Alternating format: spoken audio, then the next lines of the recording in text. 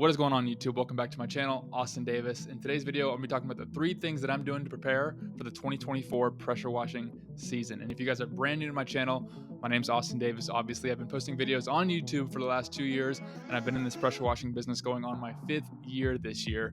We did 225K last year, aiming to hit 300K this year. So take it for what it's worth. I like to think that I know a little bit about this business, and the things I'm fixing to talk about in this video might be obvious to most people, but hey, if it ends up helping somebody, then this video was well worth it. So let's get right into it. Okay, so this might be an obvious one. We're just getting out of the winter season. It was really, really cold.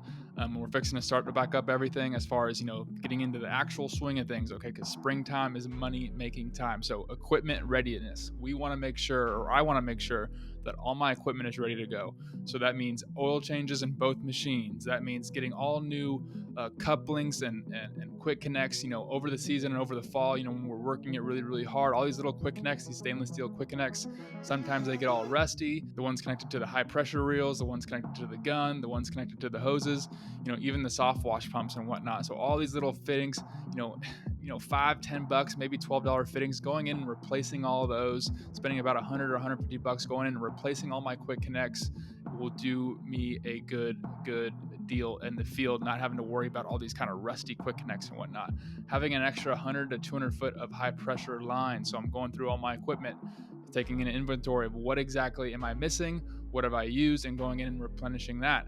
So that might be, having extra window cleaning towels, window cleaning squeegees, going and making sure I have an extra 200 foot of high pressure line ready to go, chilling in storage. Obviously, like I said, we want to do oil changes and filter changes on both units. That also might mean getting some extra shirts. Maybe, I'm looking at my shirts and saying, how many power washing shirts do I have? I might order a couple more of those, making sure I have proper PPE as well. That's safety equipment.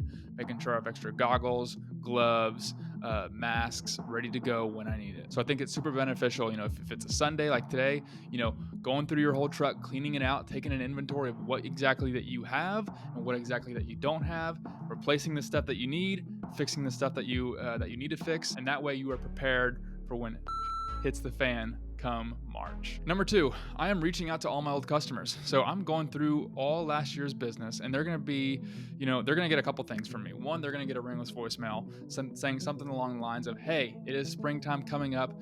I really, really appreciate you being a customer of mine last year. You have no idea what it means to my family and I. Hey, look, I want to extend you a special offer going into the spring, whether that's window cleaning, house washing, gutter cleaning. Look, whatever it is, small job or large job on your house, I want to get it taken care of for you. I'd like to give you a 15% deal going into spring. When would you like to get on the schedule?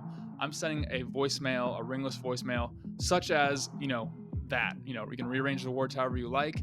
I use Marcate, which is my CRM, to send ringless voicemails. You can also use ringless voicemails. There's a bunch of softwares that offer it, but they will be getting a ringless voicemail from me. They will be getting an email from me saying something along the lines of that, and they will be getting a text message from me. Now, they don't all have to say the same thing, but, maybe a text message can say, hey, look, did you get my voicemail I left you the other day? Want to make sure you're taken care of. Okay, so you send your ringless voicemail, then I'll send a follow-up text a couple days later asking them if they got my voicemail, because sometimes, maybe they didn't get it or maybe they forgot. And then somewhere in that week or two, I'm going to send them an email, again, thanking them from their business, and again, letting them know if they need anything in the future to go ahead and don't hesitate to reach out. One thing I've also been looking into that I have not done in previous years, and I've been focusing on a little bit this year, as far as the last week or so, is doing handwritten cards. There's a bunch of companies out there that you guys can do handwritten cards. Companies that will make you some handwritten cards. If you're brand new, it's probably not something you're going to take advantage of because you don't have that many customers. But if you're like me and you have a couple hundred, a couple thousand customers in your CRM, there's companies out there that you can hire, like Dope Marketing. There's another one as well.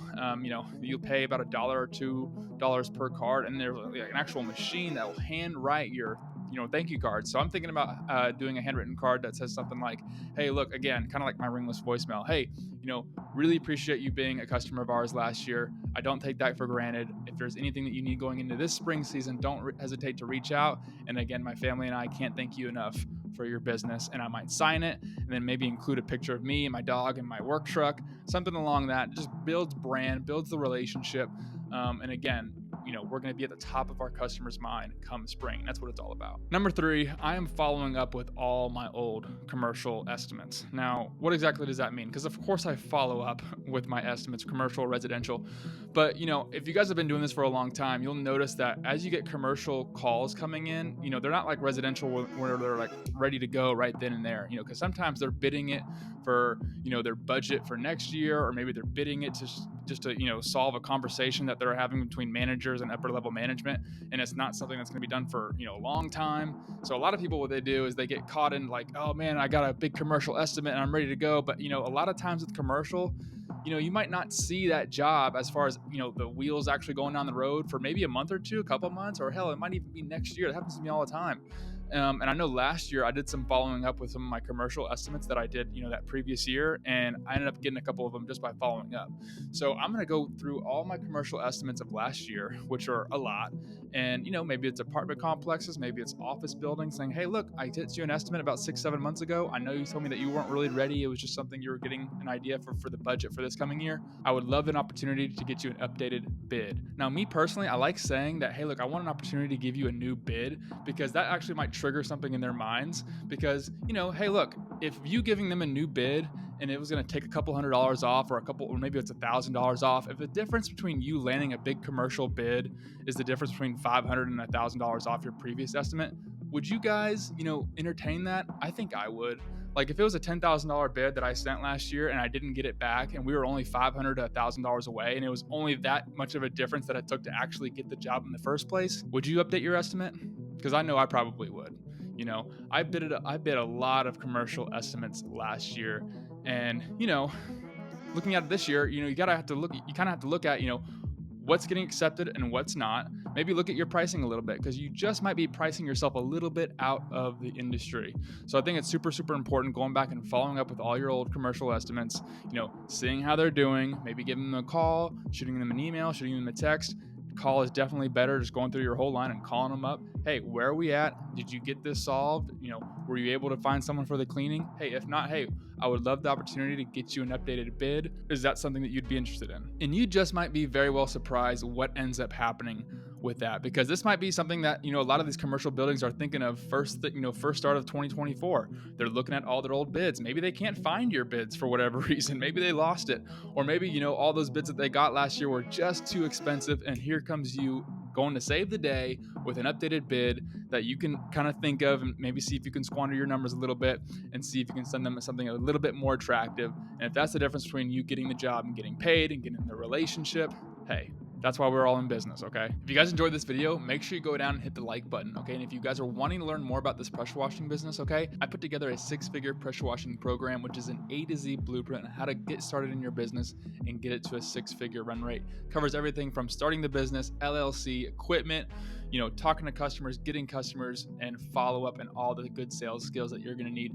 to go out there and crush it. Okay, it's also going to come with a private Facebook group where we go and meet weekly Wednesday nights for live Q&As, live Zoom calls, and we get all your questions answered. And the idea behind the Facebook is to actually hold your hand, okay?